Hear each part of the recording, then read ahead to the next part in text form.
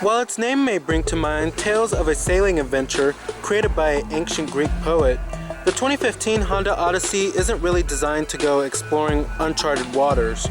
It will, however, take you and your crew members pretty much anywhere else you care to go in comfort and style. So, let's go ahead and check out this 2015 Honda Odyssey. Now, this is the 4th generation of the Odyssey, and it rolled out in the 2011 model year and was really praised for its striking exterior design and its very sleek profile, never really seen before on a minivan. And it was just updated last year and included updated styling treatments on the exterior. And then you also did get a new touchscreen radio, and never seen before on the minivan class, you did get a unique feature that is a vacuum, which is pretty unique for the minivan class.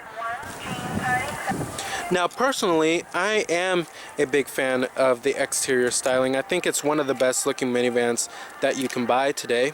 Now, here goes the key fob for the vehicle. Love the key fob, very high quality looking. Lock, unlock, your power sliding doors, and then your panic mode. Love the key fob. Now, our Odyssey we have here is an EX trim, and it is decently loaded. The only things you really won't find on this one is leather, heated seats, a sunroof, and nav. There's a silver exterior color with smart key access and a full gray cloth interior. Power driver's seat with power recline and power lumbar, of course.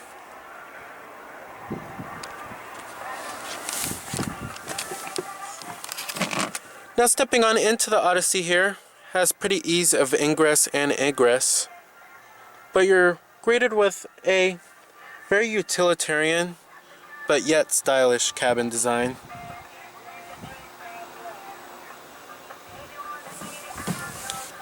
Now, you do have push button ignition. Just put your foot on the brake and hit the button to start, of course. And what you're hearing is a 3.5 liter V6. Now, coming to your transmission, pretty standard stuff here. You have a 6-speed automatic. Pretty much every minivan in the class offers this, with lower gear selection. Putting the vehicle into reverse displays your standard rear view camera that you will find on every Odyssey, and guidance lines, but no trajectory on here. And I'm going to go ahead and turn on the lights and the hazards too.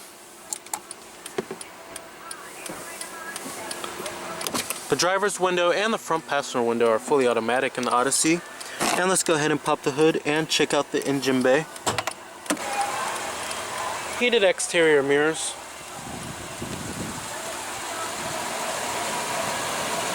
You also do have these decent looking 17-inch alloy wheels.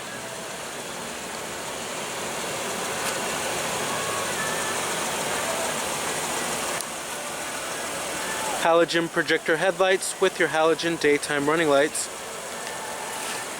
Pretty bold looking front end here.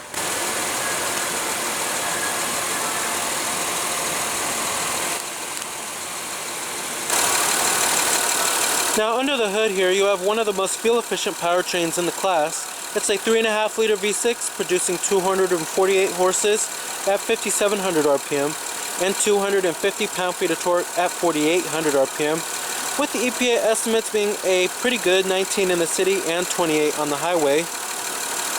Now, unfortunately, this is one of the slower powertrains in the class in terms of horsepower ratings and torque numbers as well.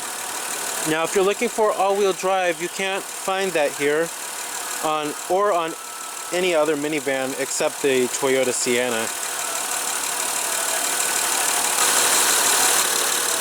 Now, one of the reasons for the high fuel economy numbers here is the variable cylinder management, and that basically shuts off some of these cylinders if you don't need the power to help conserve fuel.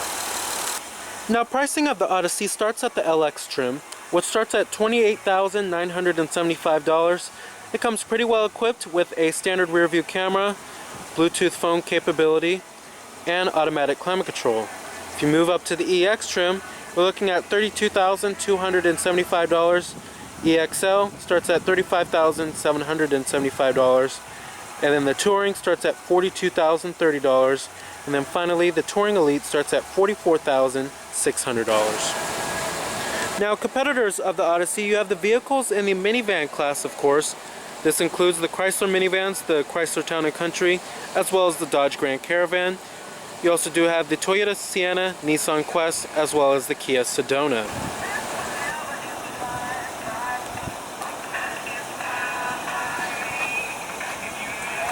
Now, one styling cue I'm not really a big fan of on the Odyssey is this belt line right here. And it really does give off the clue that you are driving a minivan and nothing else like a crossover or something.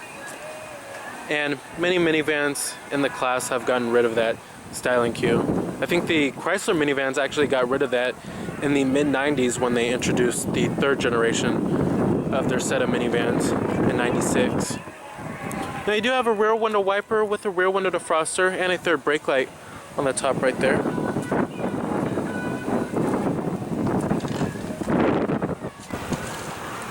Now EPA estimates, like I said, are 19 in the city and 28 on the highway.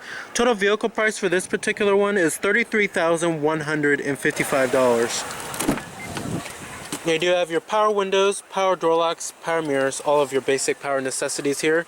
You also do have chrome interior door handles. Nice, decent soft touch armrest with nice stitching. Now let's go ahead and rev it up and hear how she sounds.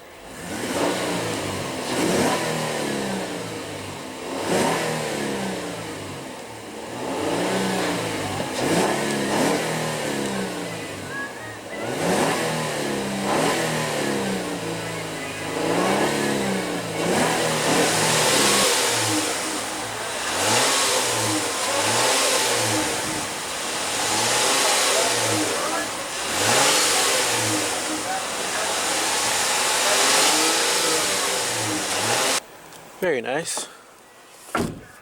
Now as far as the build quality and the materials go inside of the Odyssey here, it's pretty average for the class. Now up here it is soft touch, and then on the mid door panel as well and on the armrests. Up here on the dashboard it's all hard touch plastic. But like I said, this is a very functional kind of interior design. If you're looking for a more luxurious cabin, you'll definitely want to check out the Sienna as well as the Chrysler Town & Country. Build quality is okay, however, there's not that many panel gaps on here, so overall build quality and materials are decent. Now coming up here, you have a manually dimming rearview mirror, then your interior illumination lighting, garage home link, sunglass container, and you do have a conversation mirror too. Headliner is also decently plushed as well. Now coming down here, you will find your USB port, 12 volt power outlet, then a little storage cubby with the cup holder. Then down there you have a huge storage compartment, and then you have an auxiliary input right there as well. Cup holders down here, then a little storage compartment right there, and then you have cup holders right there as well. Then you have a center armrest right there. Then you have a huge center console. Lots of nooks and crannies to store stuff inside of this vehicle here. It's a minivan, of course. Now coming to the steering wheel design, I really wish Honda would update the steering wheel on the Odyssey here. I'm just really not a big fan of it. It reminds me of Honda in the late 2000s. I love their new steering wheel designs, however, but they need to get rid of this one. This one's really dated now. You have Bluetooth phone controls, voice recognition, steering wheel mounted audio controls, and then your cruise control buttons are right there. And then this button right here controls your center screen right there, your infotainment system. You have your manually tilting and telescoping steering wheel. I thought the adjustment could be a little bit better, however. It's been windshield wipers, of course. Now as far as the seating comfort goes, these seats are a little firm. I have to say the best seats in the class are the Toyota Sienna with their couch-like seats, but these seats provide an okay amount of support. They're just a little firm. Thigh support is pretty good, however. Now right there you also do have a little storage cubby down there, of course, too. Cup holder. And then your little coin box right there. Traction control off button, and then your power sliding doors right there. Now coming to the main climate controls, you have dual zone automatic climate control, your temperatures, fan speeds, different zones, front window defroster, and your rear window defroster.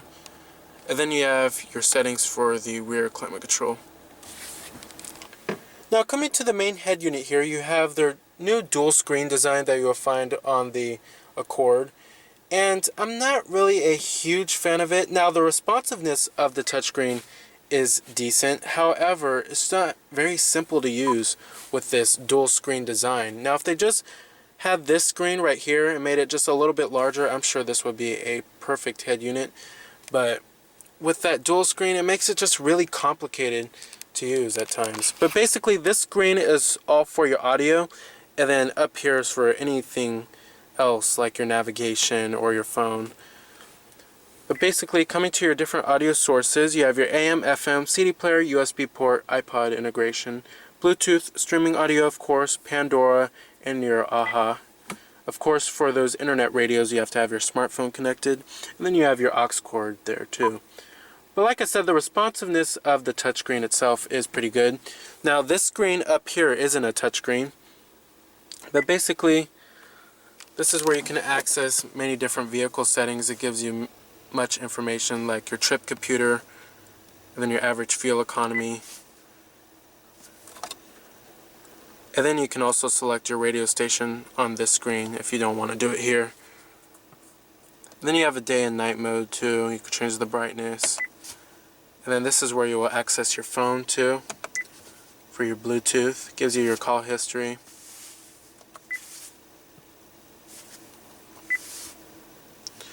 And coming to your settings, you can change your camera settings, vehicle settings, system settings, many different settings.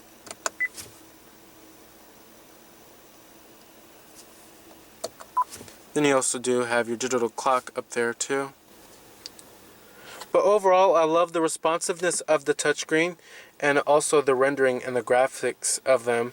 However, I'm just not a big fan of their intuitiveness. Now, one feature that I'm a really big fan of is Honda's lane watch system. And basically, when you signal to the right, there's a little camera on the side mirror right there, and I'll show a display of the camera up on the screen right there. And it basically is like a blind spot camera instead of a blind spot monitoring system. But this is a very extremely useful feature here. Now, my only gripe is that I wish they did have a camera on this mirror right here. But you can turn on the camera at any time by just pressing the button right there. Pretty cool. Now, coming to the gauges, I think these gauges are a little dated. Now, the speedometer is a little hard to read at times. However, the RPM gauge is in a nice, clear, and bold font. And then coming to that little center screen right there, you have your oil life percentage, and then your exterior temperature readout, and then your odometer too. But overall, very basic, simple looking gauges here. Don't expect to find anything like a TFT instrument cluster. Now, while the V6 may be outmuscled by rivals like the Sienna, there's still more than enough power to handle situations like passing slower cars on a 2-lane country road or merging onto a busy urban freeway. The suspension delivers a decent balance between ride comfort and secure handling, which is further enhanced by the most precise and responsive steering feel in the minivan class. Alright, and let's go ahead and shut down the Odyssey. Let's go ahead and check out the rest of the vehicle. Now back here, there's a decent amount of trunk capacity and cargo space. And when you have the seats up, the third row, you have this really nice, huge storage compartment. You have the stowing magic seat. Basically, it's really easy to do. You just fold it right in to the compartment.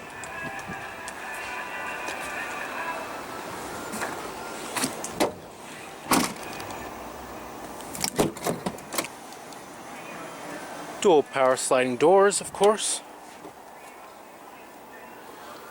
The second row seats also do recline, and they do fold down.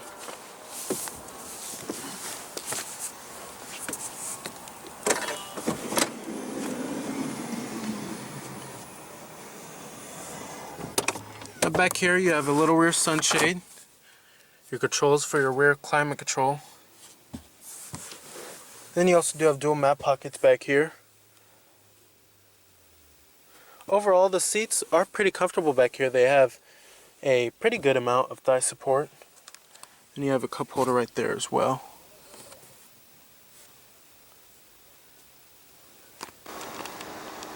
Now to get into the third row, it is fairly easy. This does slide forward and you just hop right in.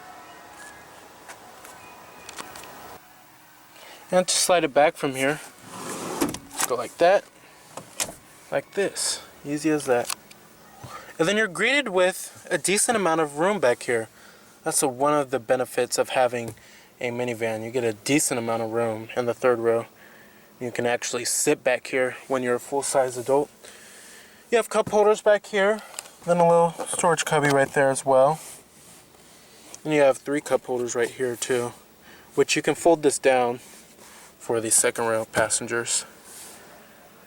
And then you also do have air vents back here in the third row as well.